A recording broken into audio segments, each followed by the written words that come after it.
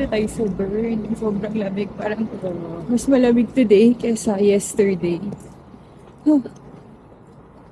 So it took us, I think, 2 hours, no? From the place we're staying at, papunta dito sa Bern. Alam niyo ba, Wanderers, na itong Bern, Switzerland, isa sa mga favorite places ko dito. Kasi we were here 5 years ago, no? Tapos, akala ko kung anong old town lang po.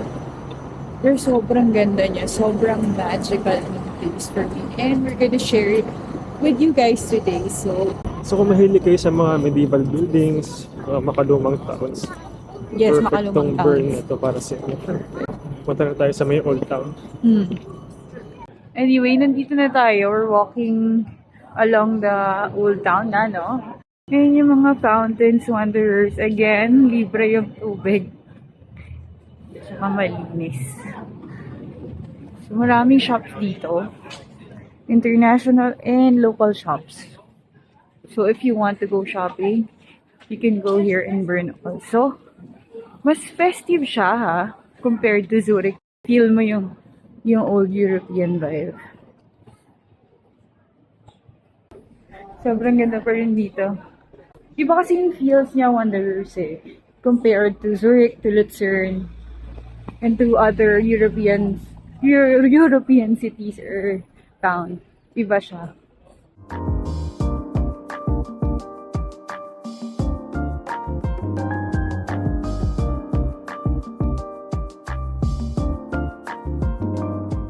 Sobrang lamig, Wanderers.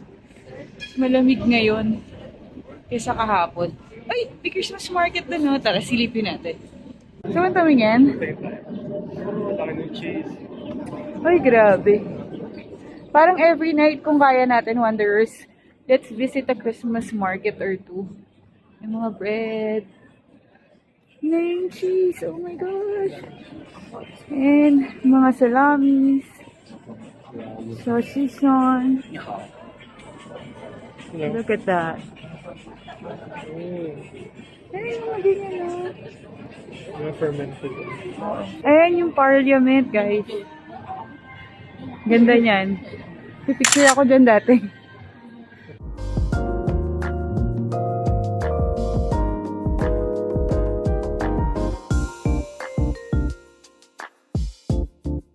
Just then. Ito na pala yung Zytglogge.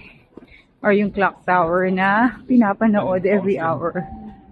Since magto-12 na, pananoorin natin siya. Ito yung most recognizable icon ng Bern. So yan, mga nakikita nyo sa mga pictures. Yan siya. Anyway, eto na si Zytglogge. Hihintayin natin mag-12 para makita natin yung show nito.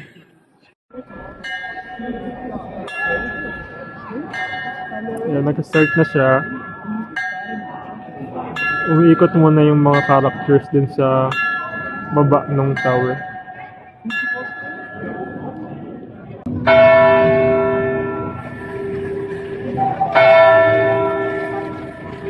Yan.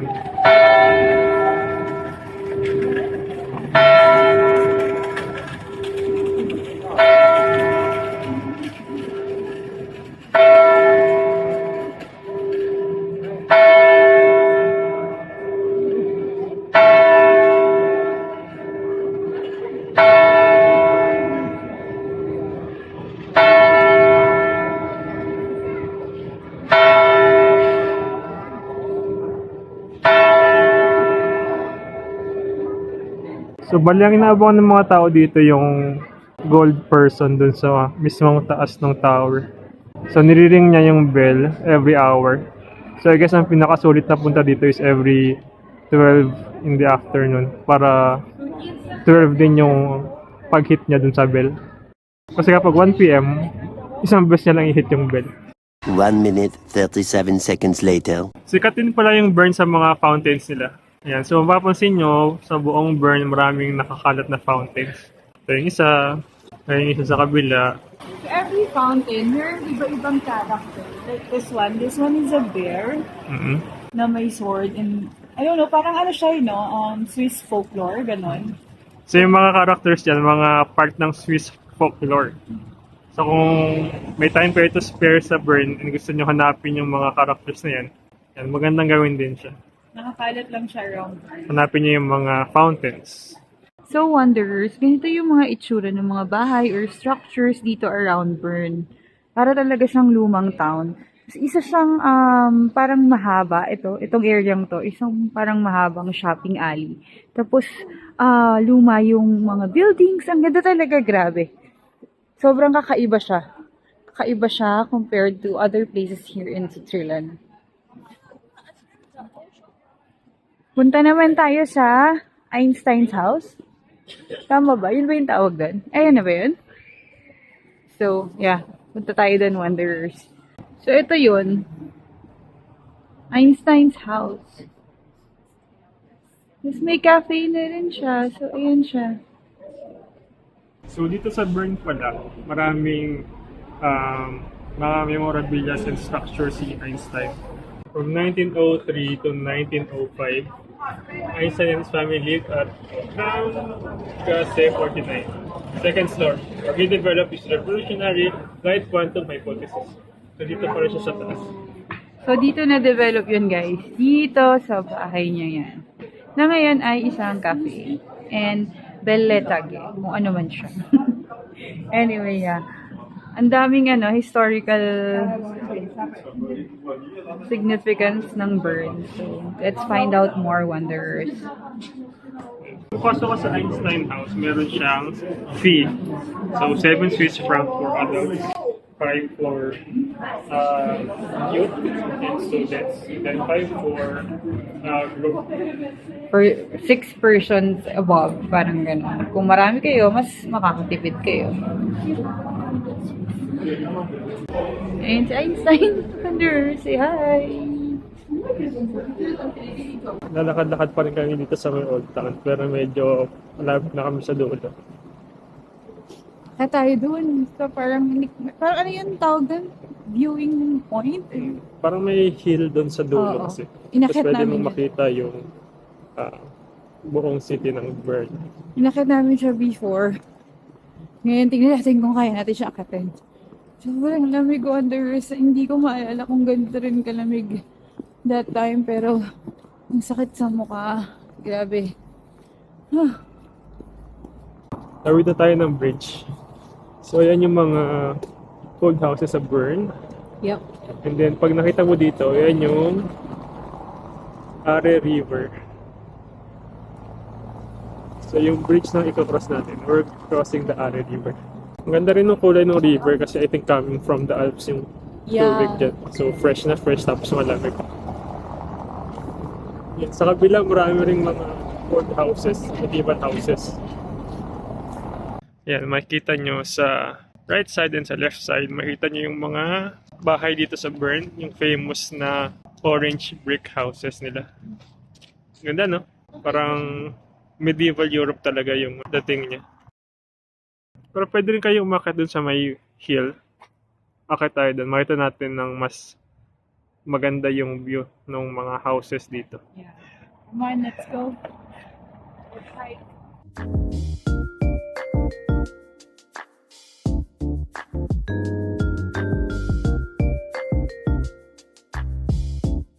Bago nga pala umakyat dun sa hill, meron ditong parang bear enclosure. Yan.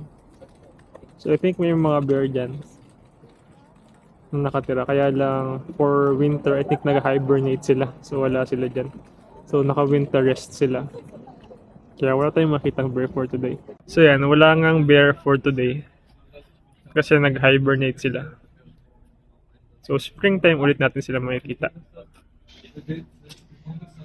So, start na tayo mag-hike, wanderers. Paakit dun sa viewing deck para makita natin yung buong Bern. Kapagod. Siguro mga 10 to 15 minutes to depende sa pace. Depende. Pero babagalan natin for today's video. Dahil malamig.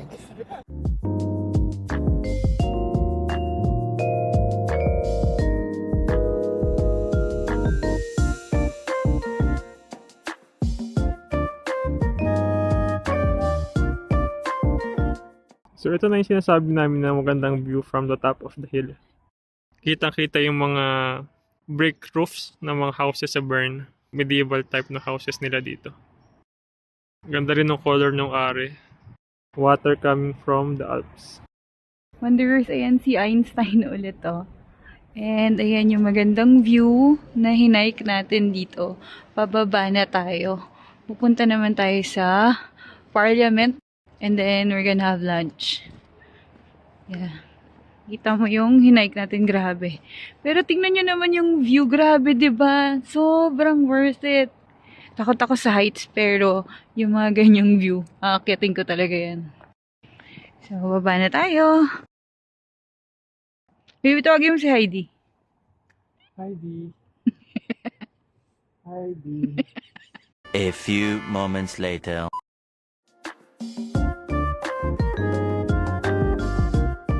Wanderers, tapos na tayo dun sa first half ng pasyal natin. Kaya magpapahinga muna tayo at magla-lunch muna tayo sa... alam nyo na. Para may idea kayo, umorder kami ni Nico ng cheeseburger meal. Ito yon, ayan. At saka ito, small lang yan. And it cost around 950 Swiss francs. So, mga around 600 pesos. And si Nico, umorder na lang siya ng isang McCrispy bacon. Kasi, mamaya dadaan pa tayo sa Christmas market. Mag-food trip tayo doon. Anyway, ayan yun. Ganyan yung total. So, siguro itong kakainin namin, 1,000 na siya. So, medyo mahal dito. Anyway, kain na tayo.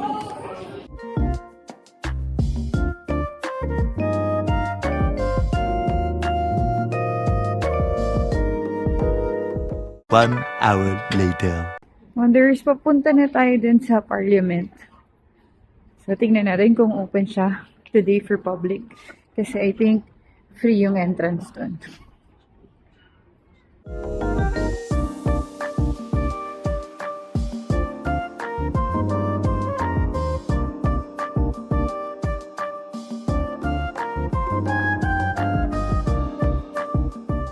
From Bern City Center pala, pwede kang bumaba dun sa may Aare River. Nakita natin kanina. Pwede kang maglakad. Pero kung ayaw maglakad, pwede ka rin namang sumakay nung parang mini train nila dito. Babayad ka lang and then dadaling ka nila doon sa baba sa may River Aare. Wanderers, tinry namin i-check kung merong session today pero wala. So, hindi tayo makakapasok sa loob ng Parliament. Sunday kasi. Sayang. Anyway, lakad-lakad na lang tayo. Tapos tingnan natin kung meron tayong mapupuntahang Christmas market. Much later. Ito yung Fondo Chalet. Kakaiba yung ano niya, vibe niya. Para siyang nasa forest. Yes, parang siya nasa forest.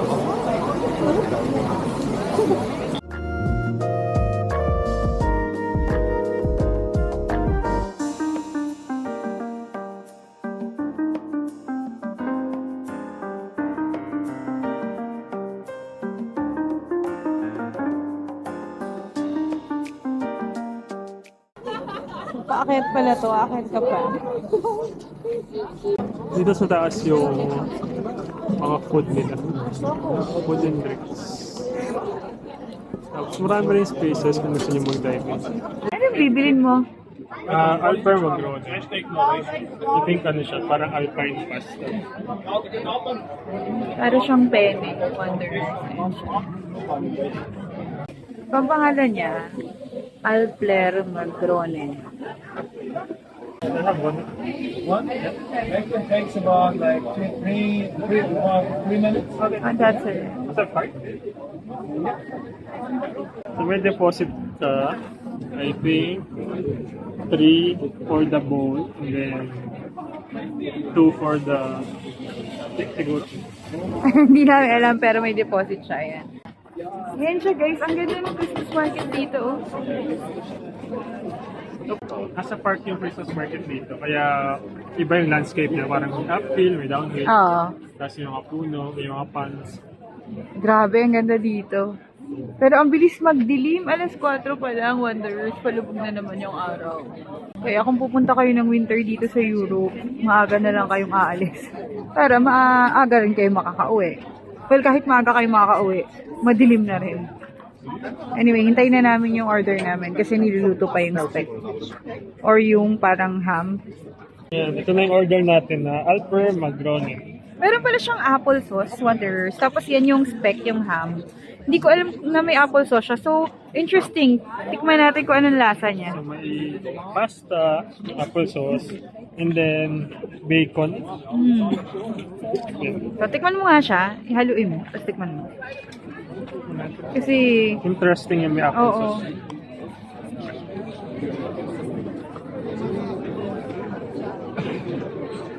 Is it good? Oh, Sarap? contrasting yung lasa niya. Kasi may salty, yung yung meat. Matamis yung apple sauce. So, parang may mga crispy flakes pa dito. Tapos, sobrang creamy and milky ng pasta niya. Ano kaya yung crispy bits nito?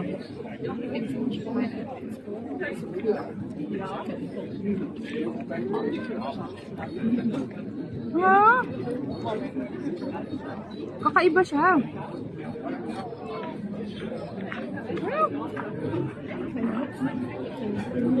Sarap ng apple sauce. Game changer yung apple sauce, no? Kasi, Kakaiba siya. Ayun o. nagko-complement talaga siya dun sa, sa ibang Sa ingredients. creaminess nung dish, no? So, kapag order kayo nito, tatanungin kayo nila kung gusto nyo ng apple sauce. I suggest kapag kakain kayo nito, palagyan nyo na Talagyan apple nyo ng apple sauce. Sarap talaga. Kakaiba siya, Wanderers. Parang may tanginess, no? Na nabibigay yung apple sauce. Contrasting to the creaminess of the pasta. Kain na tayo! Nakalagay siya sa bowl. Yan, na I think ceramic siya. Kaya may deposit ka na 3 Swiss francs. Ngayon, kung ayaw mo na isoli, May solid sa'yo na yun. Tapos meron pang 2 Swiss franc deposit for this spoon and fork. spoon and fork. Yeah. Galing, no? Bumili rin pala tayo ng glug wine or spice wine. Ito yung mainit na wine na uso sa kanila kapag winter. At wine siya. Kinuha ko yung red wine kasi ito yung traditional. And as usual, meron ding deposit for the cup. So kung ayaw mo na ibalik yung cup, sa'yo na yun. Parang souvenir mo na. Hindi na natin siya ibabalik. Souvenir na natin yan. I think mga 2-3 Swiss franc yata. Well, not bad, no?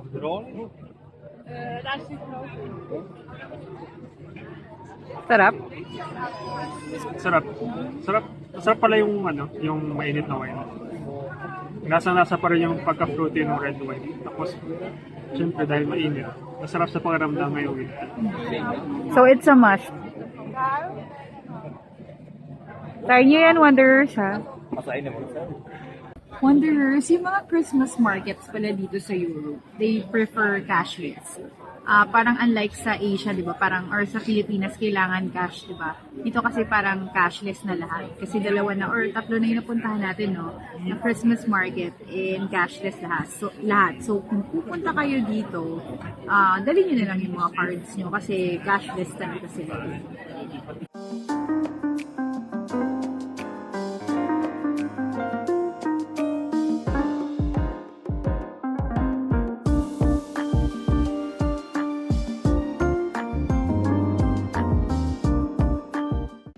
That's it for the magical city of Bern. Thank you guys for watching. And kung nag-enjoy kayo, Please to subscribe to our channel give us a thumbs up and hit that bell for more of our adventures and misadventures as we discover. and Wonder Switzerland. Good night.